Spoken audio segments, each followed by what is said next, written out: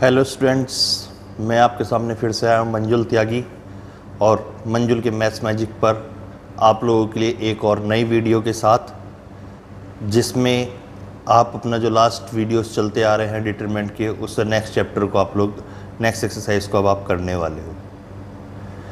इस एक्सरसाइज में बहुत ज़्यादा मतलब कॉम्प्लेक्शन नहीं है, लेकिन इम्पॉर्टेंट एक्सरसाइज है। आप लोगों को ये ज़रूर आनी चाहिए। मतलब क्या है कि दरअसल क्या है कि वैसे तो बहुत सिंपल चीज़ें हैं, लेकिन इस क्वेश्चंस को करने के लिए ये एक इम्पॉर्टेंट बुक मतलब मैटर रखती है। इसमें हम लोग दो चीज़ें पढ़ेंगे। पहला तो पढ़ेंगे उपसारणिक और दूसरा उसमें पढ़ेंगे सहखंड। जो उपसारणिक है इसे इंग्लिश में हम लोग माइनर कहते हैं, MINOR, और इसको कहते हैं कोफैक्टर। वैसे तो बहुत सिंपल चीज़ें हैं, इसको समझने में ज़्यादा बड़ी कोई दिक्कत नहीं है।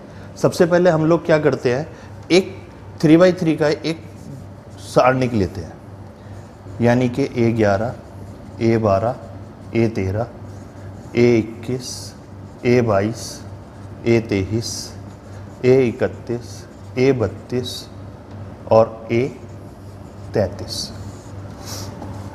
सबसे पहले उपसारणिक कैसे ज्ञात करते हो समझ लीजिए। पहली बात तो ये समझिए कि किसी भी उपसारणिक को आप कैपिटल M से निरूपित करते हैं। ये हर अवयव का अलग अलग उपसारणिक होता है। इसको निकाला कैसे जाता है? मान लीजिए आप A11 का उपसारणिक निकाल रहे हैं। A11 का उपसारणिक कहलाएगा M11 और इस M11 को लिखा जाएगा A11 वाली पंक्ति और स्तंभ दोनों को दबाकर जो बचेगा उसे लिखा जाएगा। मतलब क्या है, जब मैं A11 का लिख रहा हूं तो इस स्तंभ को छुपा देंगे, इस पंक्ति को छुपा देंगे, और इन दोनों को छुपाने के बाद में हमारे पास ये बीच का हिस्सा बचेगा और A22, A23, A32, A33 ये कहलाएगा A11 का उपसारणिक M11। इसके साथ साथ आप किसी भी अवयव का निकाल सकते हो। जैसे मान लो आपको निकालना है A22 का उपसारणिक,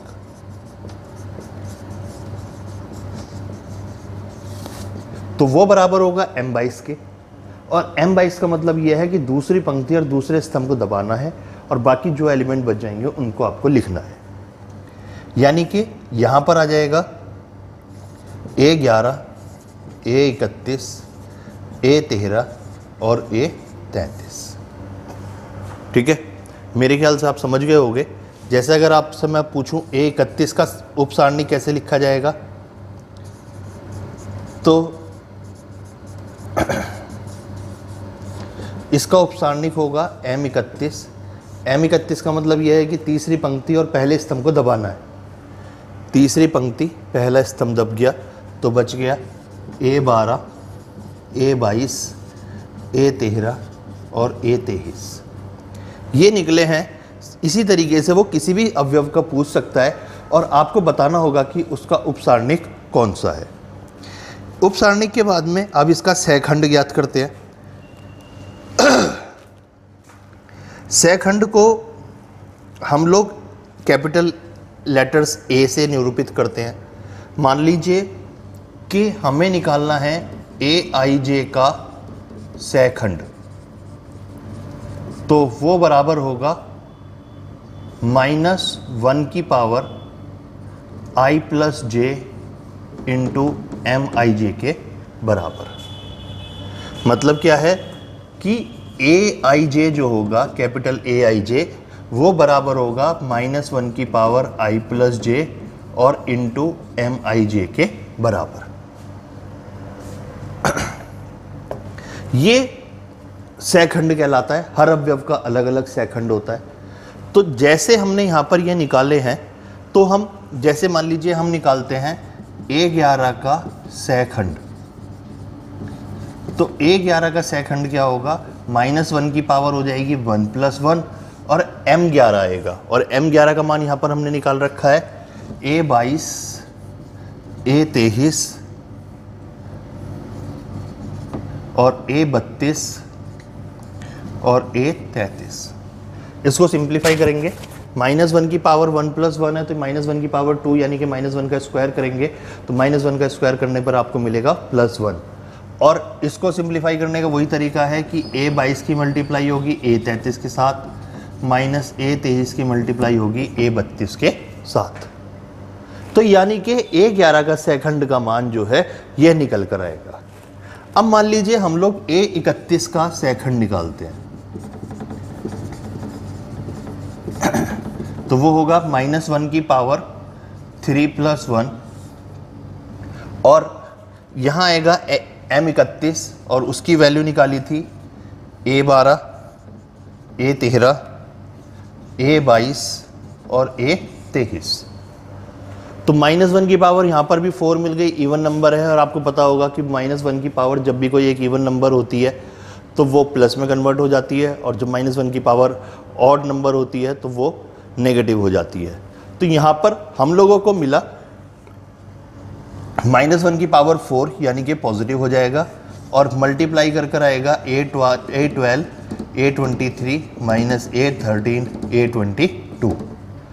ये एक्चुअली क्या है, अगली एक्सरसाइज में जिसको हम नेक्स्ट वीडियो में डिस्कस करने वाले हैं उसके अंदर हम लोग निकालेंगे सहखंडज वगैरह, तो उसमें उपसारणिक और सहखंडों की जरूरत पड़ती है। तो इस एक्सरसाइज में आपको ये भली भांति समझ लेना चाहिए कि सहखंड और सहखंड और उपसारणिक को कैसे ज्ञात किया जाता है। तो ये याद रखिएगा, उपसारणिक को माइनर कहते हैं, सहखंड को कोफैक्टर कहते हैं। ये अलग अलग अवयव के अलग अलग आते हैं, जैसे A11, A12, A13 सबके अलग अलग आएंगे। ये अल्टरनेट आते हैं वैसे, ठीक है ना। तो ये आराम से जो भी पूछा जा रहा है आप उसको ज्ञात कर सकते हो। उसी तरीके से सहखंड निकालते हैं। सहखंड को मैंने एक फार्मूले की फॉर्म में लिख दिया है कि किसी भी सहखंड को लिखेंगे -1 की power i + j × mi j के बराबर। जैसे इन्होंने A11 का सेकंड का हमने डिस्कस करा तो -1 की पावर 1 + 1 आएगी, क्योंकि i की वैल्यू भी 1 है और j की वैल्यू भी 1 है यहाँ पर। और जो M11 निकला था यहाँ पर, हमने उसकी ये वैल्यू यहाँ पर सब्सटीट्यूट कर रखी है और इसको सिंप्लीफाई किया है। -1 की पावर जब इवन होगी तो वो प्लस में कन्वर्ट हो जाएगा, और जब ऑड नंबर होगा तो उसके आगे माइनस का साइन लग जाएगा।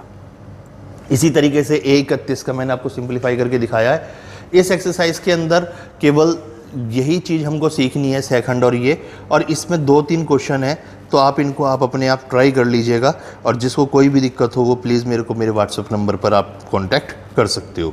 इसमें खाली यही करना है कि निम्नलिखित सारणिकों के अवयवों के उपसारणिक और सहखंड लिखिए। तो चाहे 2x2 का हो चाहे 3x3 का हो, हर अवयव को आप A11, A12, A13 ऐसे मानो और उनका सहखंड और सहखंड और उपसारणिक का मान ज्ञात कर सकते हो। ठीक है, आप लोगों को कोई भी दिक्कत हो तो आप मुझे प्लीज़ कांटेक्ट करना। इस एक्सरसाइज में इतना ही, और वीडियो देखने के लिए धन्यवाद। और कोई दिक्कत हो तो कमेंट कीजिएगा, वरना इसे लाइक ज़रूर कर दीजिएगा। Thank you.